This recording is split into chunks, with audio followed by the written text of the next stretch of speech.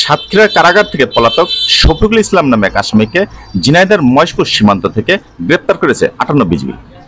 মঙ্গলবার দুপুরে উপজেলার মাটিলা সীমান্ত এলাকা থেকে তাকে গ্রেপ্তার করা হয়। গ্রেপ্তার শফিকুল ইসলাম জেলার কোটচাঁদপুর উপজেলার মোহনপুর গ্রামের তাজুল ইসলামের ছেলে। তিনি স্ত্রীকে হত্যার অপরাধে কারাগারে ছিলেন। 58 বিজিবির উপপরিচালক মেজর মোল্লা ওবায়দুর রহমান বিষয়টি নিশ্চিত করেছেন। তিনি বলেন, বৈষম্য বিরোধী ছাত্র আন্দোলনের মধ্যে 5ই আগস্ট সাতক্ষীরা জেলা কারাগারে কয়েদিদের মধ্যে দাঙ্গার সৃষ্টি হলে সুযোগ বুঝে কয়েকজন কয়েদি জেল ভেঙে পালিয়ে যায়। আসামি শফিকুল অবৈধভাবে বাংলাদেশ থেকে ভারতে পালিয়ে যাওয়ার জন্য মাটিলা সীমান্তে অবস্থান নেয়। তিনি আরো বলেন, সংবাদ পেয়ে বিজিবির একটি টহল দল মাটিলা গ্রামে অবস্থান নেয়। পরে সকাল 10টার দিকে মাটিলা ঈদগাহের পাশে অবস্থান করে সে। বিজিবির উপস্থিতি টের পেয়ে নদীতে ঝাঁপিয়ে পড়ে পালিয়ে যাওয়ার চেষ্টা করে। বিজিবির সদস্যরা নদী থেকে গ্রেপ্তার করতে সক্ষম হয় তাকে। আসামিকে আইনি প্রক্রিয়ার মাধ্যমে মহেশপুর থানায় সোপর্দ করা হয়েছে বলে জানান তিনি।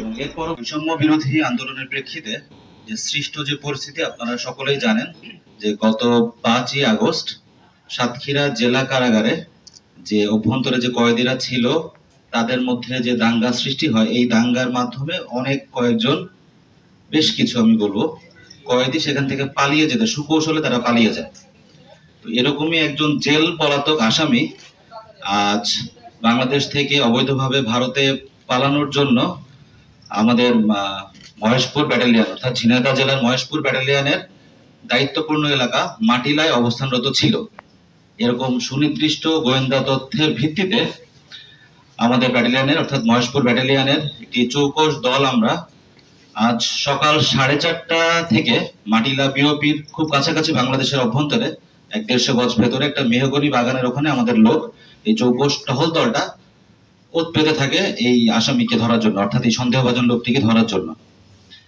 আমাদের যে গোয়েন্দা তথ্য ছিল সেই গোয়েন্দা তথ্যের বর্ণনা অনুযায়ী আজ সকাল 5টা থেকে 5:30টার মধ্যে এই যে সন্দেহভাজন ব্যক্তি তার অবৈধভাবে সীমান্ত পারাপারের কথা ছিল।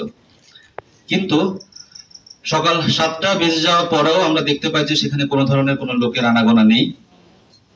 পরবর্তীতে আমরা এর প্রেক্ষিতে যেহেতু আমরা কোনো কিছু দেখতে পাইনি ওই সময়, আমরা আমাদের আরো দুইটি বিশেষ টহল দল আমরা নিয়োজিত করি যাতে আমরা কোনোভাবে যেন এই মিস না করি। তো এবং একই সাথে আমি বলবো যে আমাদের যে পার্শ্ববর্তী যে বিওপি গুলা ছিল সেই সকল বিওপি গুলোতে আমরা নজরদারি অনেকাংশে বাড়িয়ে দেই যাতে কোনোভাবেই পালাতে না পারে। পরে বেশ কিছুটা খোঁজাখুঁজির পরে আমরা জানতে পারি, আমাদের অন্য একটি সূত্র থেকে জানা যায়, যে স্থানীয় সূত্র থেকে, যে মাটিলার যে সরকারি প্রাথমিক বিদ্যালয় আছে তার পাশে একটা ঝোপঝাড় আছে, আপনারা জেনে থাকবেন। ওই ঝোপের ওখানে তাকে দেখা গিয়েছে। এরকম সংবাদের ভিত্তিতে আমরা যখন সেখানে আমাদের মহেশপুর ব্যাটালিয়নের বিজিবির লোক যখন সেখানে যে তল্লাশি করে, বাট সেখানেও আমরা প্রথমে ইনিশিয়ালি পাইনি। পরবর্তীতে